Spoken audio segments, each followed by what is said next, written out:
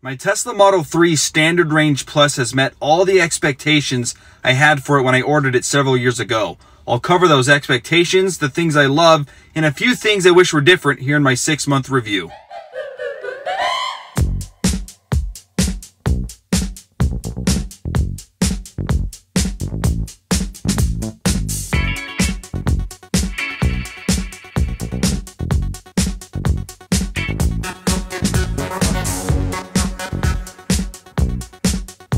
Let's start things off with expectations. I had 3 main expectations before I ordered the car. Number 1, that software updates would let my car feel brand new for years to come. Number 2, I expected my car to be fast and really fun to drive. And number 3, I expected that the range, even on the Standard Range Plus, the range would allow me to drive my car comfortably day to day, week to week throughout my daily life. Let's start things off with number 1, software updates. Man, I have been thoroughly impressed at the features that I've received through software updates. It seems like, especially at the end of last year, that I was receiving software updates every couple weeks, which was awesome. And there's been some features that I've received that have changed the way that I drive my car. One in particular is hold mode when you stop. It used to be something when I first got the car that you had to push the brake down and then it would go into hold mode. But then a software update came out that if the car went to 0 miles per hour, then it would just go into hold mode, and it's been fantastic. It's one of my favorite software updates that I've received since owning the Model 3. One of the expectations I had when I bought this car was that it would be the fastest car I had ever owned. I'm 32 years old. I've owned a couple other cars, but nothing in this class.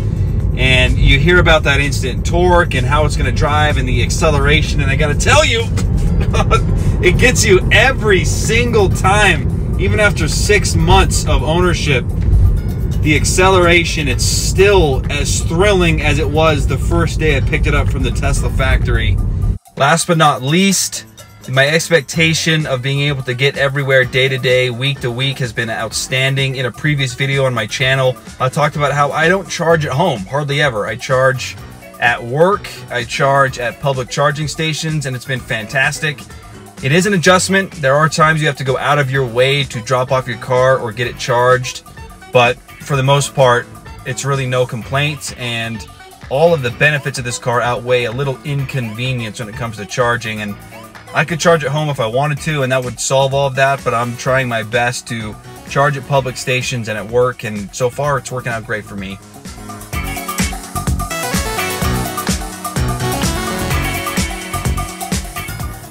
A lot of things I love about this car are no different now than they were 1 month into owning the car, and I did a 1-month review and I'll link that in the description. But a lot of the things that I love now, I liked initially, and they've grown on me over time. And one of those things are the grocery hooks in the FRUNK. Now, I can't confirm this, but rumor has it that these are no longer included in the Model 3 if you take delivery now, which is a shame because I use these every single week.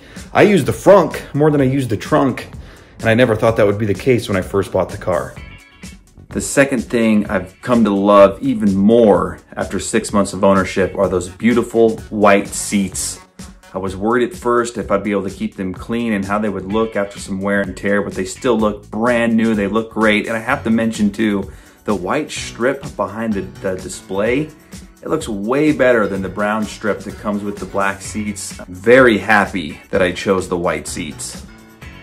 I absolutely love the air conditioning setup. The fact that there's no vents that you can really see gives it an incredible minimalistic look that I loved when I saw it, but I love it even more now. And the functionality with the variable ways that you can blow the, this sounds crazy, it's hard to explain, but until you've sat in the car and you've messed around with the controls for air conditioning, I love it even more than I did when I first got the car. It's really cold, it's fantastic. I don't know other way to explain it, but until you've experienced it on a hot summer day, it's hard to fully explain how good it is. Another thing I love, the seat warmers are great. I never use the third setting on the seat warmers because it gets way hot. And something I love about these seat warmers is they get warm really fast. Some other cars I've driven on seat warmers, it takes even upwards of 5 minutes for the seat warmer to kick in. This is very instantaneous and they're very warm. Great job, Tesla. Another thing I love, and this is word of mouth, I don't experience this very often, but the back seat is spacious for how small of a car the Model 3 is. Multiple people who sit in the back seat, friends, family, they tell me, wow, there's more room back here than I thought, and that's been a great thing. Last thing I'll mention in this car, and this was something I already mentioned in the expectations part, but just the speed and acceleration. It's really impressive, and one of the software updates, another one of my expectations, added about 5% acceleration a few months back, and although not incredibly noticeable, it's still really fast, and I drive one of the slower Tesla Model 3s, in fact one of the slower Teslas made, but it's still incredibly fast, and it's something that I think I'll love for as long as I own this car. Although I love this car, and that can't be understated, there are a few things that I wish were different, I have to be honest. And one of the first things that really jump out to mind are, the sound is good. In fact, it's better than good for the Standard Range Plus, but it's not great. And I can't help but notice these two speakers right above me, one on the driver's side and one on the passenger side. No sound comes out of them. And I understand that Tesla is trying to differentiate the lower end models from the higher end models, but why put the speakers in there if they're not even gonna be able to be used? And I think my biggest complaint is, why can't I pay to unlock that feature? That's something that I would love to do as a music junkie, and I just can't do it. Another dislike that I have, and maybe you at home, you can help me solve this problem, but I have multiple driver profiles, and my particular Model 3, it doesn't do a great job of distinguishing between the users. And what I mean by that is, me and my wife, we share this car, we both use it. And there'll be times where my wife uses it, and then I'm the next person to get in, and it goes right to my wife's settings, and she's not in the car. It's understandable if we both get in, but there'll be times where she drives it, and then I get in alone, and it goes to her settings. Why? My phone is the only one paired to the car, and yet it still goes to her settings. So there needs to be some improvements on detecting driver settings and which phones connect. And it's a petty complaint, but it's something that really doesn't really bother me per se. I just don't understand why it can't differentiate my phone when it's connected versus my wife's. Right now was a great example. I just sat in my car, but yet it stayed on easy entry rather than going straight to my profile. I'm the only person in the car. I wish it could intelligently detect that my phone is the only one connected and thus go straight to my profile. One of the bigger disappointments that I've experienced right now is just the heater. It takes a lot longer to heat up than I anticipated, and I've read some reviews and I've read some articles, and I still don't quite understand why it takes so long for it to get hot. In the winter, and I live in the state of Utah, I have to turn that thing all the way to high to even get normal heat. And in previous cars of mine, if I'm on the maximum setting, it's way too hot. But for the Tesla to even get hot enough for my liking on a cold winter day, I have to have it all the way up, and I have to have been driven the car for quite some time. And sometimes I'll heat it up before I get in the car, but even 5 minutes of heating up the car doesn't get it as hot as I would like.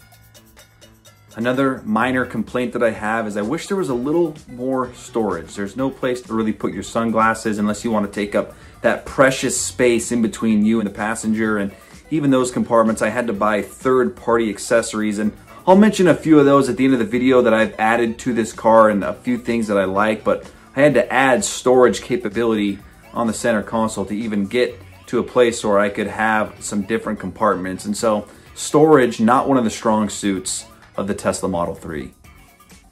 This is a very minor complaint overall. I'm satisfied with it, but it could be better, and that is the automatic windshield wipers. There's fairly frequently I find myself with a little condensation, some light rain, and it doesn't start turning as fast as I want it to. And so the automatic detection, it's good, could be a little better, and I hope that's something that improves over time. Last but not least, here on my 6-month review, I want to show you a couple third-party additions to the vehicle that I've added. This first one is totally unnecessary, it's all for fun, but I found this really cheap light that I was able to attach to the driver's side door that when I open, it flashes, and I gotta say, it's really cool at night. I'm a huge Lakers fan, I love the way that it looks. I wish that I could just plop in a light bulb instead of having to mount this piece onto the side of my door. But it's fun for now. We'll see how long I keep it, but it is cool. And for you sports fans, it might be something you consider. I added an invisible clear bra protection to the front of the car. I figured, why not? I've already spent as much money as I have on this thing. Might have a little extra protection on the front. You can't really tell it's there, and it hasn't really deflected any debris or rocks to this point, but I figured, yeah, probably a good investment to have. I added a screen protector as well to the display. Another one of those things where I almost didn't do it, and then I figured, what the heck? It's 15 bucks, so why not do it? Another thing I added, third party, was the middle console vinyl matte wraps.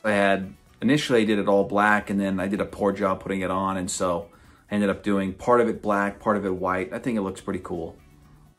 I opted with the carpet mats. That's a very unpopular decision. I think most people go with the all-weather mats. I don't know why, but I just like the carpet feel a little bit more.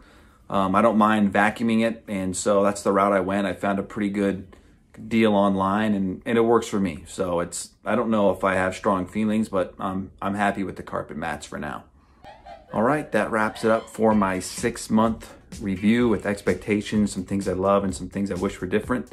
Thanks for watching. I appreciate it. If there's anything you want me to do a video on in the future, let me know in the comments. Take care.